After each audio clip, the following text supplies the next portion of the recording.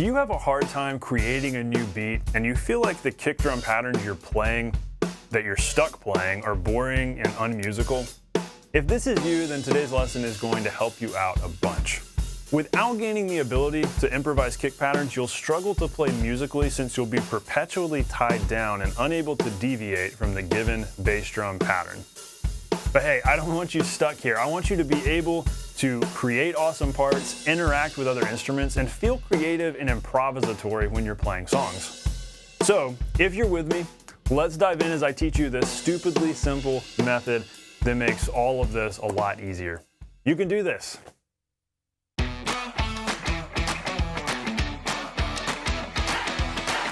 Hey, welcome to The Non-Glamorous Drummer. I help self-taught beginners know what to practice so that they can nail songs and become the drummer that others want to jam with and that others want to have in their band. And hey, while you're here, I have a totally free gift for you, especially if you are a beginner. It's my 30 Days to 4-Way Rock Coordination free PDF e-guide. You know, coordination is essential. If you want to be able to play the ideas you hear in your head, if you want to be able to just think of something and then sit down and just flawlessly play it like the best drummers out there, you've got to build coordination. With coordination, everything is easier on the drums. Everything's more effortless. You learn new material faster. You can just sit down and play a song much more quickly. But without 4-way coordination, everything's tedious, everything's difficult, frustrating. It's an endless struggle. You've got to build the 4-way coordination, and this totally free guide helps you do just that. It's downloadable. You can download it, take it to your practice room. The way this works, it is just a 30-step system going just groove by groove. These are all musical grooves you can directly use in a song, and they're functioning as coordination exercises, each one introducing a new element of 4-way coordination that helps push you forward. So just go in order, step by step, so simple. And what so many students have told me is that by the time you get to like days 10, 12, especially 15, at that point you're seeing game-changing results and you're feeling so much more free. And that's, only halfway through it. So at least stick with it up to that point. At least promise me you'll go through the first 10, 12, 15 days. If you get through all 30, fantastic. You're going to be feeling so much freedom on the drums. It's going to be awesome. You're going to thank yourself for taking action and grabbing that guide. So go do it. It's in the description below. All right, on with today's lesson. I struggle to play a new beat and my playing sounds too boring. Tell me if you can relate to that. That is a exact survey response I got from somebody. A lot of times I'll send out surveys to my email list asking, what are your big drumming frustrations right now? And so maybe some of you have replied to that. That was something I heard. I struggle to play a new beat and my playing sounds too boring. That was a big frustration. And I've heard frustrations like this from so many other people. Do you feel tied to the given kick drum pattern, unable to deviate from it? So you're playing a song and you've got the pattern, you've learned it, but you feel like you can't change anything or else you're going to train wreck and fall apart? Do you have no idea where to start if somebody asked you to create your own kick drum pattern? Like, what if you're jamming with some friends and they're like, hey, make up a new kick drum pattern we've never heard? Would you know what to do? Would you have any idea where to start there? My guess is that you can relate to this struggle because we've all been there. A student of mine was recently dealing with this, and he asked me, how can I get better at improvising kick drum patterns? And you know what I told him? I said, just do it. You just have to do it. But it's okay. I'm not going to end the lesson right there. I'm going to give you some guidelines here to help you out. That's what this whole stupidly simple method is about, because the core of it is you just have to do it. If you want to get good at making stuff up and being creative and improvising, nobody can spoon feed you the steps to becoming a more creative drummer. Like, I can give you some guidelines. I can tell you practice this, practice that, but that's not something you can just immediately gain. You can't, read a book, watch a video, and become more creative and improvisatory. You have to do it, and I'm going to help you, don't worry. I'm going to give you some practical steps here that are going to help you out a lot in a really good exercise. Here's where we're going today. If you use your ear and your creative mind to create drumming ideas instead of your limbs, you'll surprise yourself with what you can create on the spot. In other words, if you use your ear and your mind to create the ideas and then translate that to your limbs, rather than just hoping that your limbs will play something interesting, you're going to have a much better chance at playing something that's compelling and musical and really cool sounding. And so here's what we're getting at. This is the stupidly simple kick drum improvisation method. 3 steps. This is so simple, but what you got to do here is take this step by step and actually do it and challenge yourself to do this every day. Because this is one of those things where it doesn't look like it's going to do much for you short term, but when you start thinking down the road, especially long term, 6 months from now, 12 months from now, there's a lot you're going to be able to do because of practicing this that maybe you can't do at this moment. So stick with me and stick with this. Step number 1, practice playing spontaneous rhythms with your kick. Nothing else, like just your kick drum. Just sit here and say, all right, I'm gonna play a rhythm here. Just make up a rhythm, spontaneous rhythm on the kick. It doesn't have to be perfect, but hey, do it with your metronome. Have a metronome going in your ears, nothing fast. I recommend 70 beats a minute. Just have an 8th note click going, and practice playing a random rhythm with that. So for the sake of our exercise here, we're gonna pretend that my left foot here on the hats is our click. We've got our click going.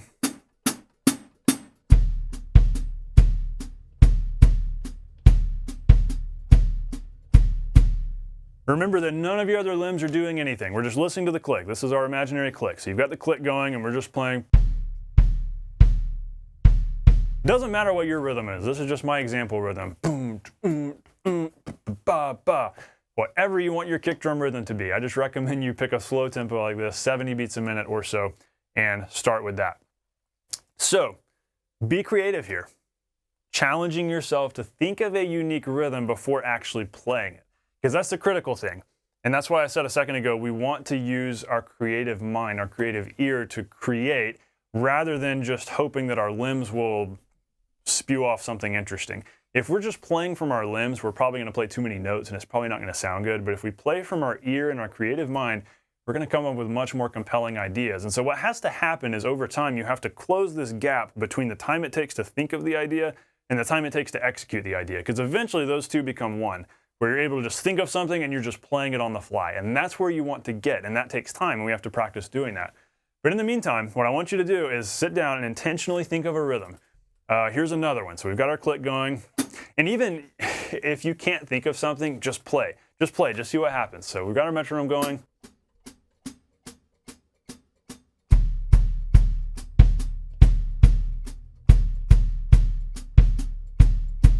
It doesn't even matter if you forget it after a couple minutes. Just play something.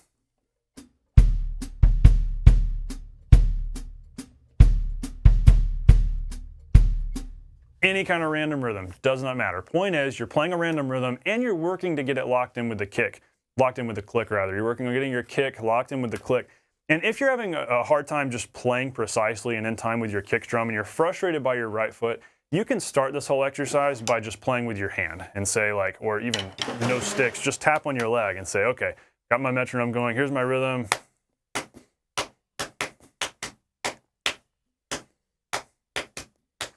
The point is that you're making yourself think of a rhythm and then play it. Doesn't matter which limb, but we want to eventually be the kick drum, our right foot. And so if you are brand new to the drums and you're just trying to get your right foot to cooperate, you can do this tapping on your leg first and then work on applying that to the kick drum and work on getting that locked in with the metronome nice and tight. Remember too, if you're having a hard time locking in a rhythm on the kick drum with the metronome, maybe back off and very simply practice just playing quarter notes with that metronome. So again, here's our metronome.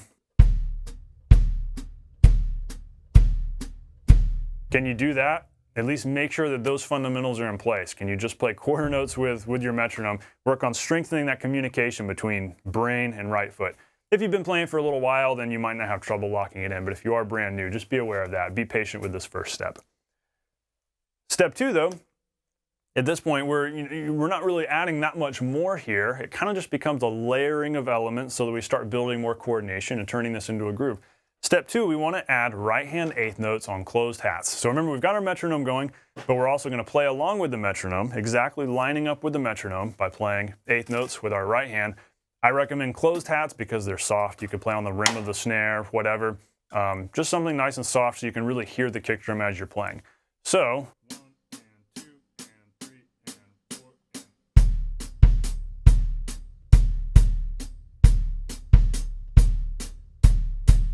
If you want to throw in an accent on beat 1 just to help you hear the first beat, that's okay too. You could go.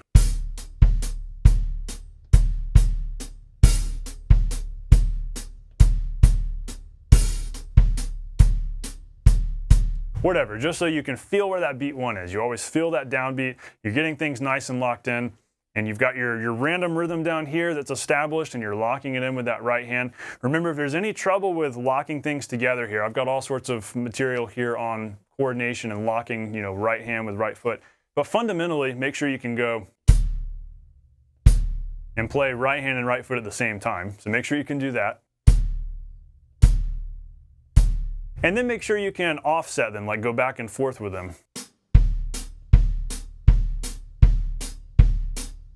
It's amazingly how deceivingly difficult that is for a beginner, and that's okay. If you're just starting out and you're like, I can't get my right foot locked with my right hand, practice going back and forth. Singles between right hand and right foot. Singles are such a core element of drumming. Great way to build coordination fundamentally.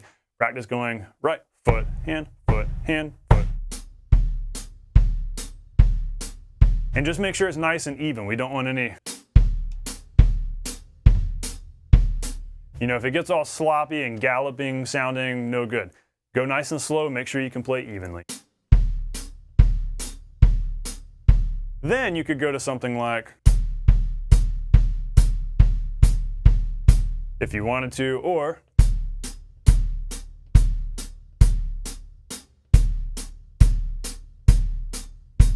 point here isn't what you play, it's paying attention to, is the kick drum locking in? Let's focus on the spots where maybe it's not, and then go back to your rhythm.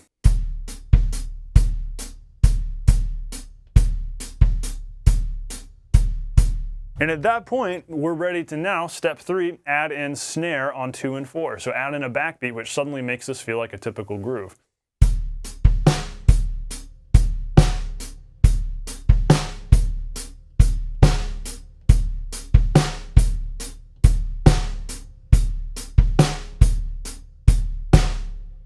Feels like a groove, right? Now repeat these 3 steps, each time coming up with a new rhythm. So come up with something else. Here's another example.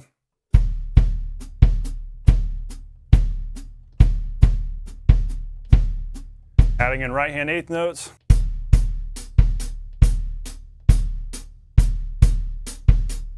And then adding in the backbeat.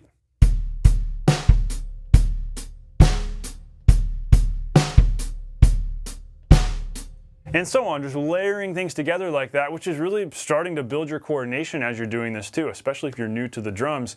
And so continue repeating this, continue repeating, coming up with a new rhythm, establishing that, adding in the right hand, adding in the left hand, and just doing this every day as part of your practicing. Now, here's kind of where you want to go next with this and what you want to be able to eventually do. What you want to do is have the coordination established, have the coordination in place here, that your right hand can keep going, left hand can keep playing backbeats. And while that's happening, that's on autopilot, so that now you're coming up with kick rhythms on the fly while this is still going. So you're skipping over steps 1 and 2. You're going straight to step 3, making up new rhythms.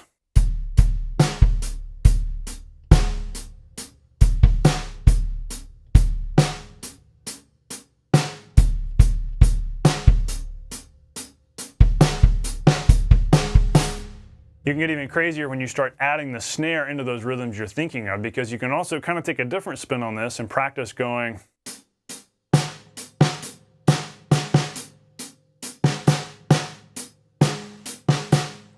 And practice improvising left hand rhythms while keeping time right here. And so that's kind of the secret to being able to improvise on the drums, be able to keep some sort of timekeeping going with one limb while improvising with the other limb. So that could just be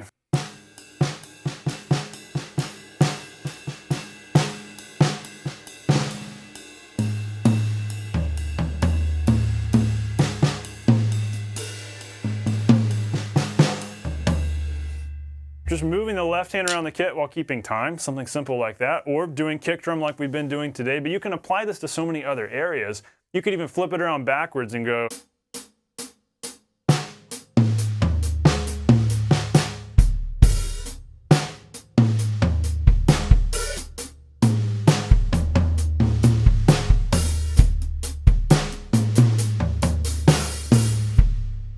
So much randomness you can do, and it can even help with your open-handed playing.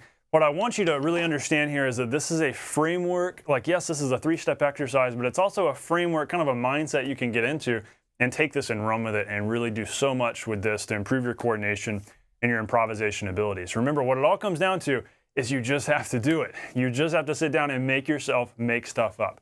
Nobody can spoon feed that to you. You have to do it. And the more time you spend doing it, the better you're going to get at it. And like I said a minute ago, you're going to close that gap between creating ideas, like thinking of the idea in your head and actually playing it. And you're going to get to where ideas just flow freely. And so much of that comes too from coordination. As you build coordination, as you work through that coordination guide, as you practice this 3-step exercise, you're going to get more and more comfortable and confident in doing this. So what's next? What will this help you do in the long term?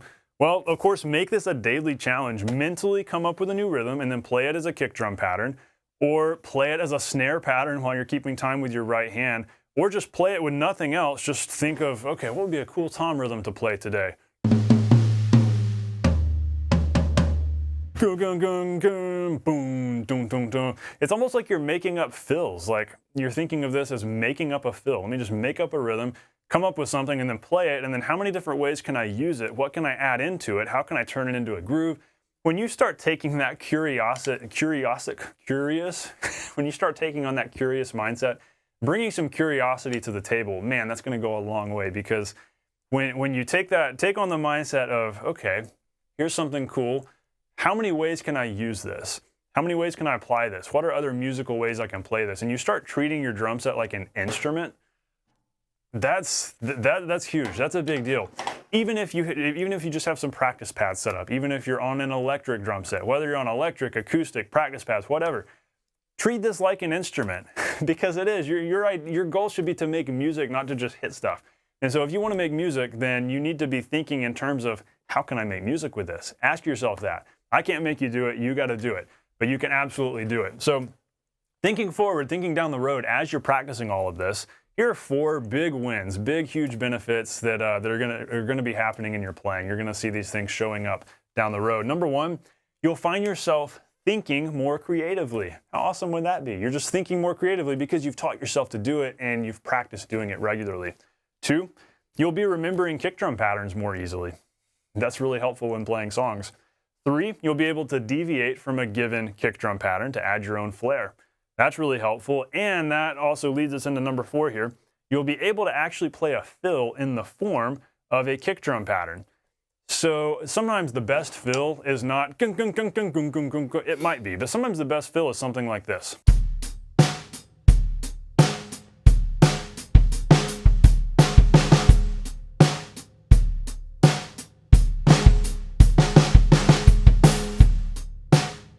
All I did there was I just changed up the kick drum pattern, and basically a kick snare pattern rhythm became the fill. Sometimes your fill just needs to be like a groove. Sometimes it's even simpler than that. Your fill might be something like this.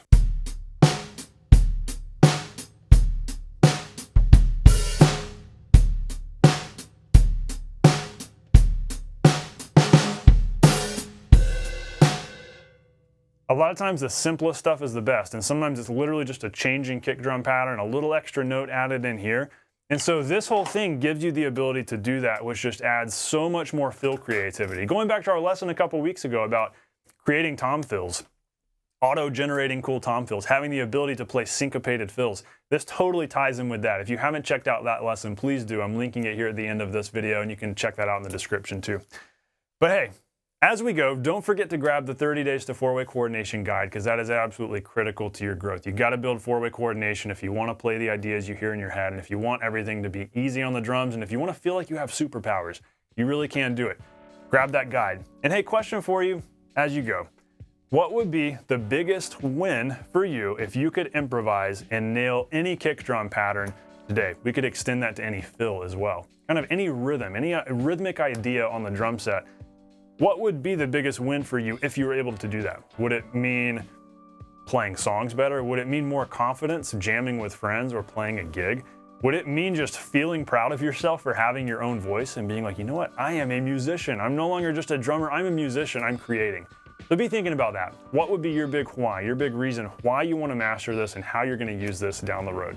Time for some aspirational thinking. I want you thinking ahead and getting excited about this. And I hope you're motivated to practice this, because this stuff is going to help you out a bunch. You just got to do it regularly.